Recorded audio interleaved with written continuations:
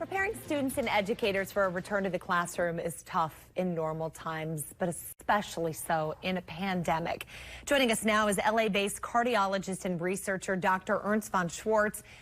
Thank you so much, doctor, for being here to kind of explain what's going on. And you're talking about the R factor. That's something that you really want to look at in order to reopen schools. Can you talk about what that is?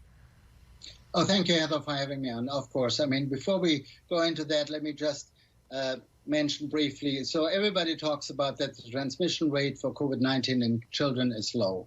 Well, I mean, look at the numbers. In Florida, for example, 13% of children who were tested positive. There's more than 42,000 minors in California who have been tested positive. There was a little girl just a few days ago, July 18, Lenora Linham, in Florida, 9 years old, completely healthy, who died. So even if the numbers are in general low of children getting transfected or dying from the virus, what if it's your child or my child? Of course, that's a big issue. And for that reasons, we have to be very, very careful and very cautious. And we all have responsibilities, politics, the schools, and we as parents too. And so that goes without saying that if a child, even if they're not as sick as maybe an adult, they could bring that virus home to the adult. So how is it and when is it that they can safely reopen schools? Because it is important for kids to be in that educated, in that bubble, if you will, with educators. I completely agree with that, of course. We need the schools for education, for personal development, academic achievements, and also for childcare, of course.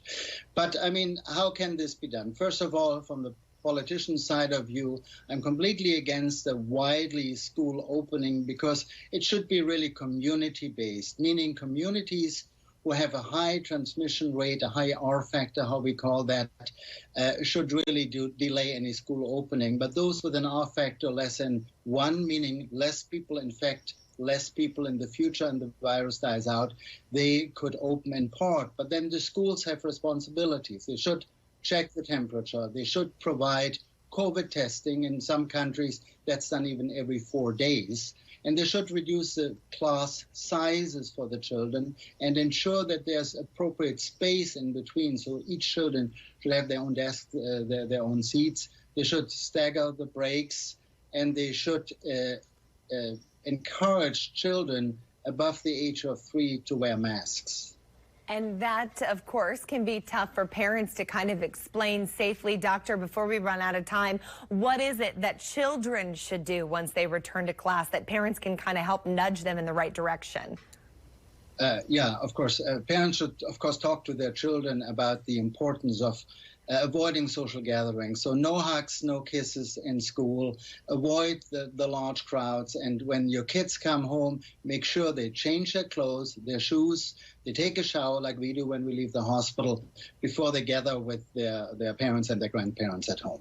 Great information. I know parents certainly have a lot of questions as we navigate this new reality. Dr. Ernst von Schwarz, thank you so much for taking the time to kind of explain how this is going to all affect us as we move forward. Thanks for your time. Thank you.